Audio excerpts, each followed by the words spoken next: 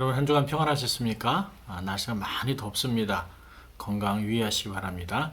오늘 시편 산책 시편 28편을 봅니다. 시편 28편을 봉독해 드립니다. 여호와여, 내가 주께 부르짖었사오니 나의 반석이요 내게 귀를 막지 마옵소서. 주께서 내게 잠잠하시면 내가 무덤에 내려가는 자와 같을까 하나이다. 내가 주의 성소를 향하여 나의 손을 들고 주께 부르짖을 때에 나의 간구하는 소리를 들으소서. 악인과 행악하는 자와 함께 나를 끌지 마옵소서. 저희는 그 이웃에게 화평을 말하나 그 마음에는 악독이 있나이다. 저의 행사와 그 행위의 악한 대로 갚으시며 저의 손에 지은 대로 갚아 그 마땅히 받을 것을 보응하소서. 저희는 여호와의 행하신 일과 손으로 지으신 것을 생각지 아니하므로 여호와께서 저희를 파괴하시고 건설치 아니하시리로다. 여호와를 찬송하며 내 간구하는 소리를 들으심이로다. 여호와는 나의 힘과 나의 방패시니 내 마음이 저를 의지하여 도움을 얻었도다. 그러므로 내 마음이 크게 기뻐하며 내 노래로 저를 찬송하리로다. 여호와는 저의 힘이시요 그 기름 부음 받은 자의 구원의 산성이시로다. 주의 백성을 구원하시며 주의 산업에 복을 주시고 또 저의 목자가 돼서 영원토록 두십소서. 아멘. 오늘 시편의 제목을 기다림이 찬송으로 라고 한번 잡아봤습니다. 오늘 본문의 시편도 표제가 다윗의 시라고만 되어 있습니다. 다윗이 언제 어떤 상황에서 지었는지는 알 수가 없지만 대부분의 학자들은 다윗이 압살롬의 반란을 피해서 쿠데타를 피해서 이리저리 도망 다닐 때 쓴 것이라고 이야기합니다. 그럼 다윗은 참 젊을 때도 고생을 많이 했습니다.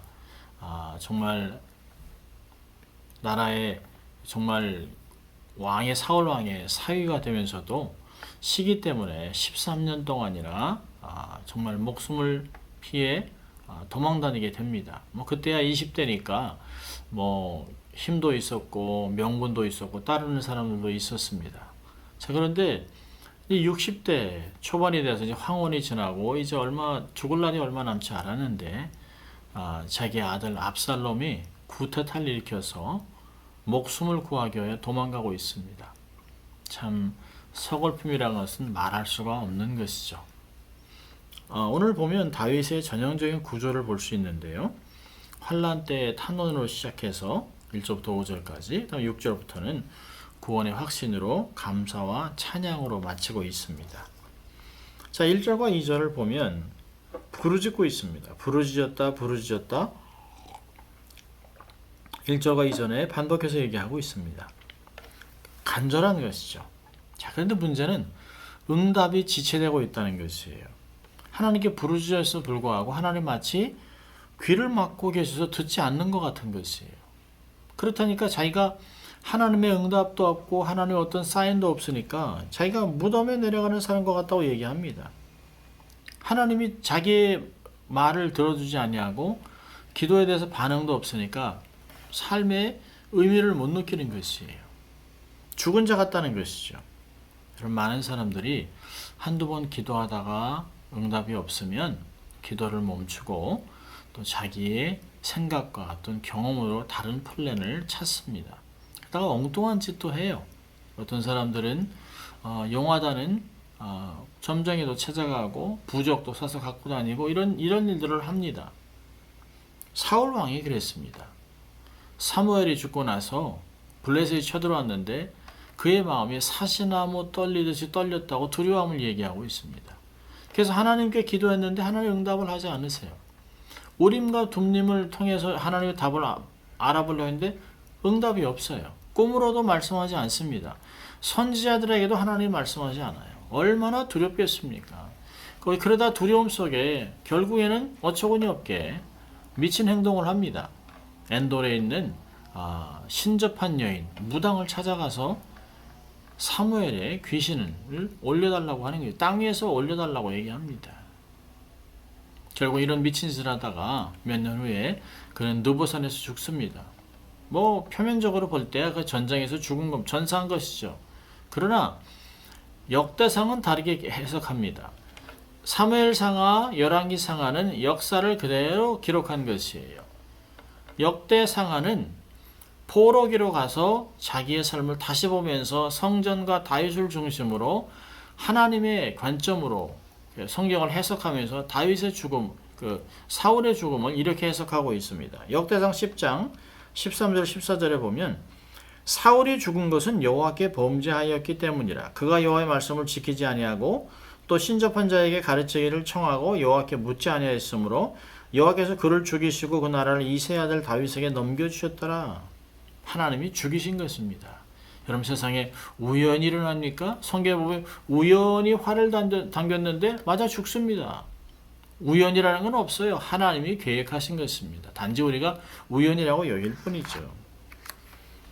여러분 이 다윗은 기도가 지체되어도 하나님이 침묵함에도 불구하고 계속 간절히 기도합니다. 여러분 우리도 그래야 합니다. 기도가 응답이 지체돼도 끊임없이 기도해야 됩니다. 예레미야 애가 3장을 보면 무릇 기다리는 자에게는 구하는 영혼에게 여호와께서 선을 베푸시는도다. 사람이 여호와의 구원을 바라고 잠잠히 기다림이 좋도다. 그렇습니다. 눈을 고정해야 합니다. 믿음의 주에 온전케 하시는 예수 그리스도만을 바라보고 정진해야 됩니다. 히브리서 12장 2절을 얘기합니다. 나의 도움은 천지를 지신 여호와께로다. 시편 121편 2절은 얘기합니다. 그렇다면 도움이 오는 하나님께 눈을 고정하고 있어야 합니다. 여기저기 찾아다닐 필요가 없는 것이에요.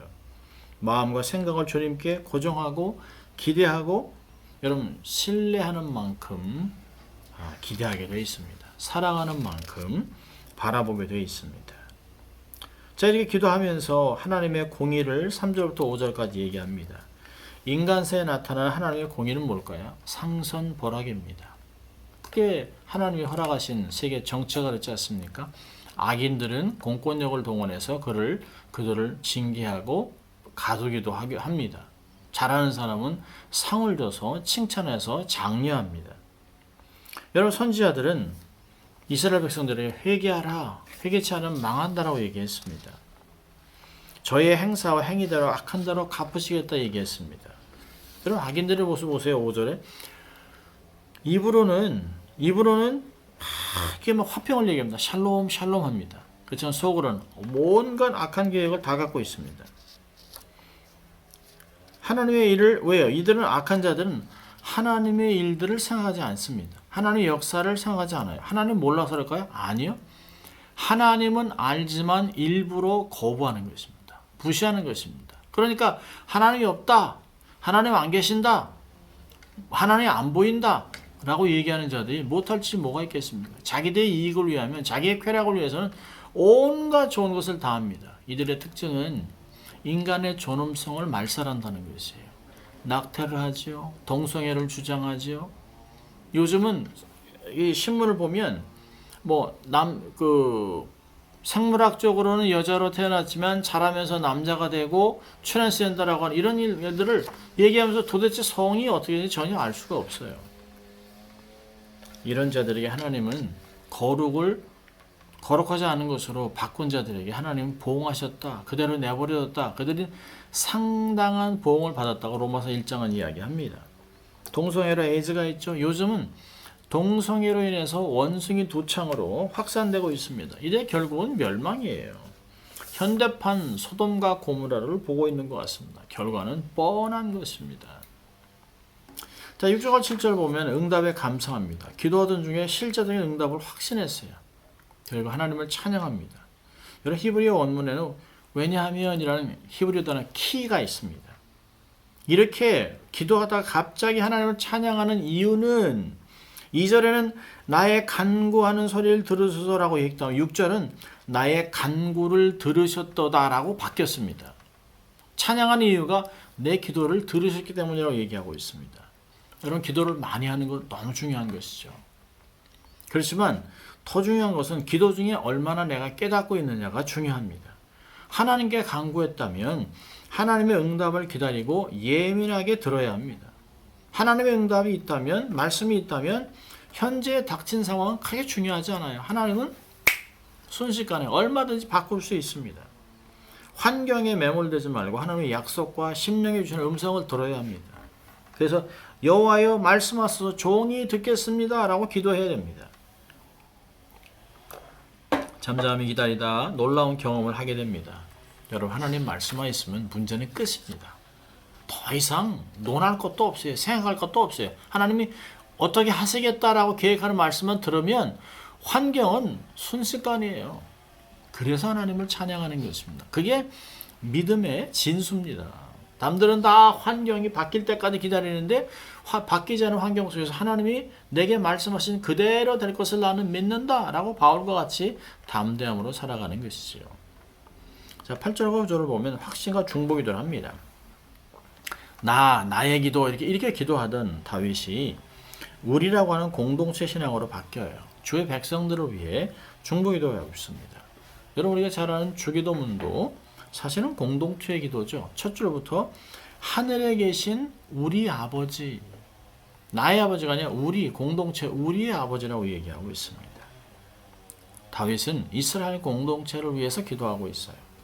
하나님이 백성을 구하시고 또 산업에 복을 주시고 목자가 되어 주시고 또 인도하신다라고 하는 나사라고 하는 그 히브리어 단어는 좌절할 때 으이 하고 들어서 안아주는, 또 어리고 약한 양은 들고 안고 가는, 그럴 때 사용하는 단어를 쓰고 있습니다. 하나님이 나를 목자가 돼서 정말 힘들 때는 안고 가시는, 정말 모래 위에 있는 발자국같이 내가 힘들 때는 나를 들고 안고 가셨던 주님을 말씀하고 있습니다. 자, 두 가지 교훈을 본다면 하나는 여호와를 기다리라고 하는 것입니다. 하나님을 응답을 기다립니다. 여러분 조급해하지 마세요. 내 방식대로 안 되니까 내 뜻대로 안 되니까 막 마음이 조급하고 막 그냥 좌불안석이죠. 그럴 필요 없습니다. 하나님이 다 하십니다. 다윗은 기다리고 있어요. 하나님이 응답해 주시길 기다리고 있습니다. 기다림이 길어질수록 기도의 간절함은 줄어들 때가 있습니다. 확신이 줄어들기 때문에 이거 안 되는 거 아닌가? 이럴 때가 있습니다. 기도에도 아무것도 달라지지 않는 것은 보입니다. 그러나 그렇지 않습니다. 우리가 하나님이 어떤 분인지 안다면 오히려 이런 상황에서 다윗과 같이 하나님께 기도할 수 있습니다. 더 간절히 구합니다. 낙심하지 말고 구하십시오. 이런 불의한 재판장도 계속되는 과부의 간절한 기도에 그를 응답했습니다. 사랑 많으신 하나님의 아버지는 더욱 우리의 기도를 들으시고 응답하기를 원하십니다. 다만 우리는 하나님의 때와 방법을 기다리는 것입니다. 그때가 언제인지 모르기 때문이죠. 방법도 그 기다리는 중에는 알 수 없어요. 그렇기 때문에 더욱 하나님을 신뢰하고 기다리고 간구해야 됩니다. 침묵이 늦는다고 해서 하나님께서 듣지 않고 귀를 막은 것이 아니에요. 다 듣고 있습니다. 하나님의 응답이 늦어지는 이유는 여러 가지가 있지만 크게는 아직은 때가 된 것이 아니에요. 자, 몇 가지 이유가 있는데요. 첫째로는 그 기도하는 만큼 내가 감당할 만큼 성숙하지 않아요. 그래서 하나님이 나의 믿음과 나를 키워가고 있습니다. 그걸 감당할 수 있어야죠.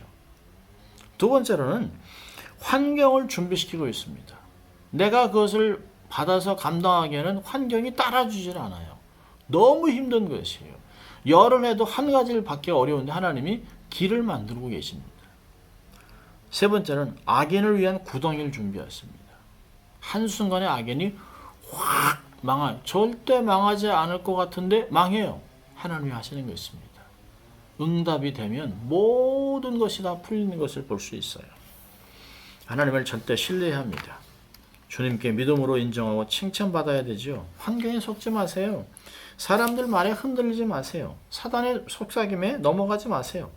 더욱 기도와 찬양으로 속사람을 강건하게 해서 때를 기다려야 합니다. 하나님의 뜻을 행하며 인내해서 결국은 약속을 받게 됨이라고 히브리서 10장 36절은 인내의 중요성을 얘기하고 있습니다. 자, 두 번째는 감사하라는 것입니다. 다윗은 하나님께서 결국 그의 소리를 들으시고 응답함에 대해서 감사하고 찬양하고 있습니다. 여러분 우리는 구할 때는 열심히 구하는데 응답하심에 대해서는 알지도 못하고 그냥 슬쩍 넘어갈 때가 있어요. 그냥 그저 상황이 잘 풀렸나 보다 라고 생각할 때도 있습니다. 감사하게 생각은 해도 그렇게 적극적으로 감사를 표하지 않습니다. 마치 예수님께 고침받은 10명의 문둥병 환자들이 또 그렇습니다. 다 똑같이 치유를 받았어요. 다 감사하지요. 그런데 한 명만 예수님께 돌아와서 감사함을 표하고 있습니다. 주님께 돌아와 예배한 사람 한 명밖에 없어요. 여러분 우리도 자주 그래요. 마치 이것만 응답해 주시면 하나님께 영광 돌리고 하나님께 헌신하고 뭐든지 다 하나님 내가 다 드리겠습니다라고 얘기하지만 실제로 그렇게 됐을 때는 그걸 잊어버려요. 화장실 갈 때와 화장실 나올 때 마음이 다르죠. 그런 행동하는 사람 자주 보게 돼요. 얘기 들어보면 하나님이 해주셨는데 내가 노력해서 결국은 때가 됐으니까 뭐 내가 열심히 기도했더니 역시 기도해야 자기 공로, 자기 의를 드러냅니다. 노력에 대한 보상이라는 거죠. 얼마나 웃깁니까? 하나님 기가 막히실 것이에요. 하나님은 우리의 삶을 보시면서 선을 행하시면서 우리로부터 찬양과 경배를 받으시기 원하세요. 하나님 감사합니다. 여러분 자녀들이 아빠 땡큐, 엄마 고마워 라고 얘기할 때 얼마나 뿌듯합니까? 여러분 다윗은 하나님께서 행하신 일을 보면서 하나님을 기억했어요. 감사했습니다. 여러분 사도 바울이 데살로니가전서 5장 16절부터 18절까지 항상 기뻐하라, 쉬지 말고 기도하라, 범사에 감사하라, 이는 그리스도 예수 안에서 너희를 향하신 하나님의 뜻이니라. 하나님의 뜻입니다. 감사하는 게 모든 범사에 구원에 감사하세요. 이제까지 인도하신 주님의 은혜에 감사하세요. 기도의 응답에 감사하세요. 작은 것에 감사하세요. 큰 것도 하나님 맡기십니다. 하찮은 것에도 감사하세요. 중요한 걸 맡기세요. 감사가 삶에 넘쳐나게 해야 됩니다. 감사하면 찬양은 절로 나옵니다. 감사가 감사를 낳는 것입니다. 여러분 나의 힘이 되신 여호와라는 찬송 아시죠? 나의 힘이 되신 여호와여, 내가 주를 사랑합니다. 주는 나의 반석이시며 나의 요새시라. 주는 나를 건지시는 주의 주 나의 하나님, 나의 피할 바위시요 나의 방패시라. 나의 하나님, 나의 하나님, 구원의 뿌리시요 나의 산성이라. 나의 하나님, 나의 하나님, 그는 나의 여호와, 나의 구세주. 아멘. 나의 힘이 되신 여호와께서 우리의 기도를 들으시고 응답하시고 우리를 축복하시고 우리를 사용하여 영광 받으시기를 원하십니다. 그 하나님을 신뢰하고 기도하며 하나님과 교제하는, 그래서 하나님의 응답을 경험하는 한 주 될 수 있도록 여러분 그렇게 사시기를 주의 이름으로 축원합니다. 기도합니다. 하나님 감사합니다. 오늘도 우리의 힘이 되신 여호와, 힘든 중에서 우리를 응답하시고 가장 선한 때에 하나님의 뜻으로 인도하시는 주님께 감사를 드립니다. 하나님 늘 감사하고 하나님을 찬양하고 주의 뜻을 삶에서 펼쳐나가는 저희들 될 수 있도록 주님 축복하여 주시옵소서. 감사하고 예수님 이름으로 기도합니다. 아멘. 한 주간 건강하게 승리하시는 여러분 될 수 있기를 주의 이름으로 축원합니다. 사랑하고 축복합니다.